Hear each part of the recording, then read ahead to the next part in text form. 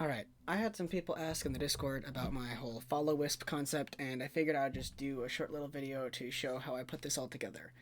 If you don't know what slipways are yet and don't want that spoiled for you, I would suggest not watching this video.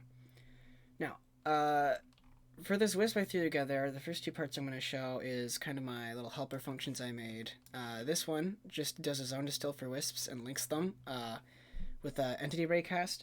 This is what I use to actually link the slipway wisp to the wisp I create. I've also got this one, which is a zone distill around myself, that just links the wisp immediately after I spawn it to myself and sets its speed to 1. Those are the two helper functions. The wisp itself is made out of a couple pieces. Let's see. There's the move to caster portion.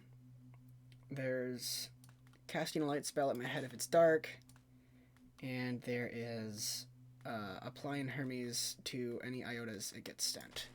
And I'll put the pseudocode for this wisp in the comments. But basically, to actually summon the wisp, I have all of that combined together in 31 in my spell book.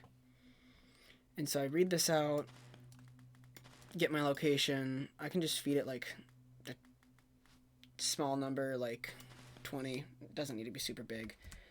So now hypothetically, if we go and do the wisp summon spell, wisp will show up. I can immediately cast my helper function. I can then go and see the wisp is following me. And go here.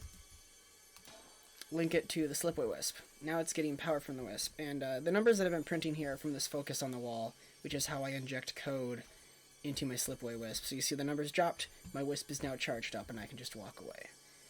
Now, I'm going to do a little bit of a mining demo. Basically, the way this wisp works is I have this second trinket here that just relays all of anything I use for my spellbook into the wisp. It's just a send iota instead of a Hermes, essentially, and then the wisp has the check. So, if I want to, for example, break 10 blocks in a row here, the wisp will auto-summon Great Sentinel in my look vector and cast a break.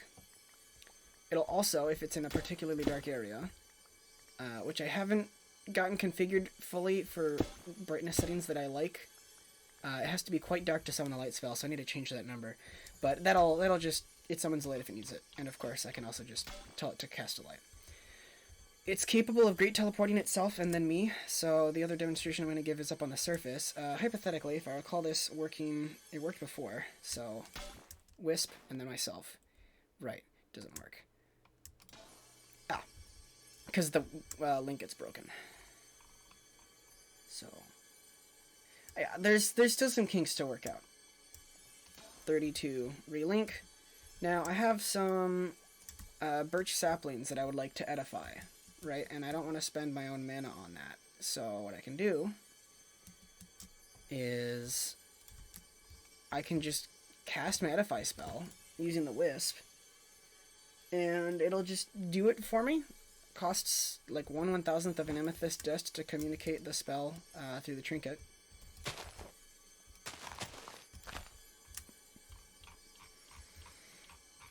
And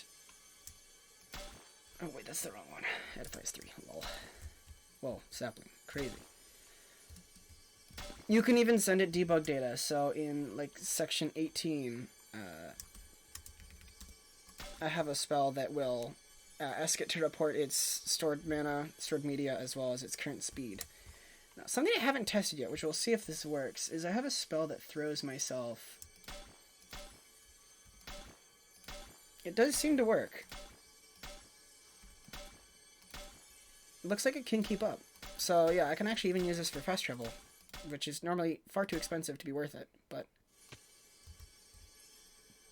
And I guess, yeah, that's basically it for now. I don't know, this is very unprofessional, but if you've got questions, ask me in the Hexcasting Discord, and I've got tons of plans for this, like using it to spawn other wisps for digging. I've got plans to have it greater teleport back to the wisp if it runs low, etc. There's a bunch of stuff I can do with this that I just haven't done yet, essentially. And, yeah, have a good day.